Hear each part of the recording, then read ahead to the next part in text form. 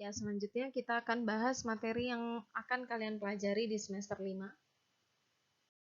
Materi apa saja sih yang akan kalian pelajari di semester 5 ini selama kurang lebih ya mungkin sekitar 7 bulan ya, nanti kalian di kelas 12 ini belajar farmakologi.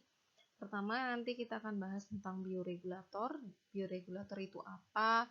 Bioregulator ini kategorinya adalah enzim, vitamin, mineral. Nah, itu masuk ke bioregulator. Hormon itu masuk ke bioregulator. Kemudian selanjutnya nanti kita akan bahas tentang obat sistem pernafasan. Apa aja sih contohnya seperti obat batuk, obat asma, itu masuknya ke obat sistem pernafasan. Bagaimana mekanismenya nanti kita akan belajar.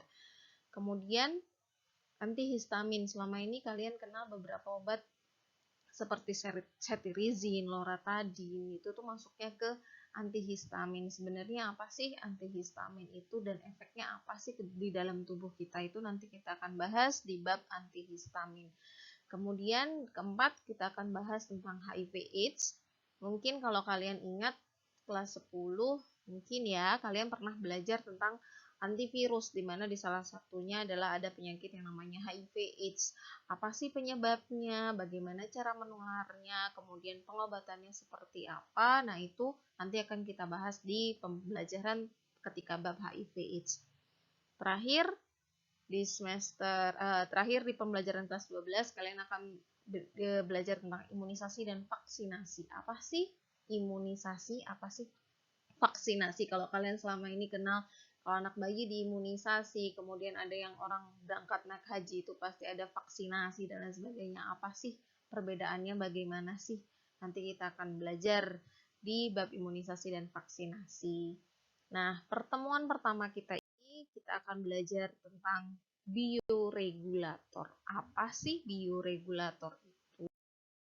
Bioregulator merupakan katalisator yang bekerja terhadap proses dari suatu sistem kehidupan. Seperti yang kalian ketahui, katalisator tuh dia akan membantu mempercepat suatu reaksi, tapi dia tidak ikut bereaksi. Mungkin kalian butuh ingat-ingat di pelajaran kimia ya, ada yang namanya katalisator. Dia akan mempercepat suatu reaksi, tapi dia tidak ikut bereaksi. Dan itu juga yang dinamakan adalah bioregulator kalau di dalam tubuh kita. Dia fungsinya untuk membantu dalam proses-proses yang terjadi dalam suatu sistem kehidupan di dalam tubuh kita. Apa sih yang mencakup bioregulator? Pertama, enzim.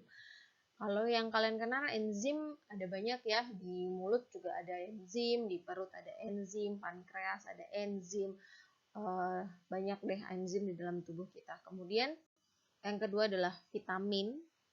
Banyak yang kalian ketahui pasti vitamin, kemudian mineral, hormon, dan terakhir adalah obat kontrasepsi. Pada kesempatan kali ini kita akan bahas satu persatu.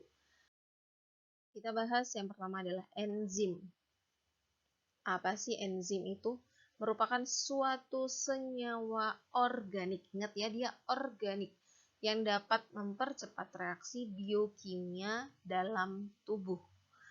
Nah, enzim merupakan suatu senyawa organik. Kalian pasti harus bisa membedakan apa sih itu senyawa organik, apa sih itu senyawa anorganik. Ya, enzim banyak di dalam tubuh dan juga berbeda-beda tempat keluarnya. Contohnya ada enzim yang bekerja pada sistem pencernaan, ada juga enzim yang bekerja pada sistem proses metabolik, dan ada juga yang membantu sintesis. Kegunaan enzim. Selanjutnya akan bahas kegunaan enzim. Kegunaan enzim sendiri secara garis besar Ibu rangkum ada 3. Yang pertama, dia dapat membantu dalam diagnosa. Diagnosa contohnya adalah ketika ada pasien yang memeriksakan kadar gula darah, nah itu memanfaatkan enzim namanya enzim glukosa oksidase. Kemudian ada pasien yang memeriksakan asam urat, itu juga memanfaatkan enzim yang namanya urikase. Yang kedua adalah akan menguraikan molekul-molekul fibrin yang menyebabkan pembekuan darah dan gumpalan darah. Contohnya adalah streptokinase. Kalau kalian ingat di pelajaran kardiovaskuler ya, kalau tidak salah, kalian harus ingat itu dan jangan lupa ya, bahwa ada yang namanya antitrombotik ya. Streptokinase, dia akan melarutkan si molekul-molekul fibrin sehingga tidak akan terjadi kegumpalan darah atau gumpal-gumpalan darahnya itu akan melarut. Nah, itu streptokinase. Yang ketiga adalah membantu pencernaan. Nah, kalian sudah pernah belajar juga di kelas 11 bahwa ada materi yang namanya digestiva, yaitu obat yang membantu untuk sistem pencernaan. Kalau kalian lihat komposisinya itu adalah enzim-enzim seperti pepsin, amilase, dan lain sebagainya itu ada di materi digestiva. Kemudian ya peptin, amilase, dan sebagainya. Sampai di sini untuk enzim ada yang ingin ditanyakan? Silahkan Ibu beri kesempatan kalian untuk bertanya.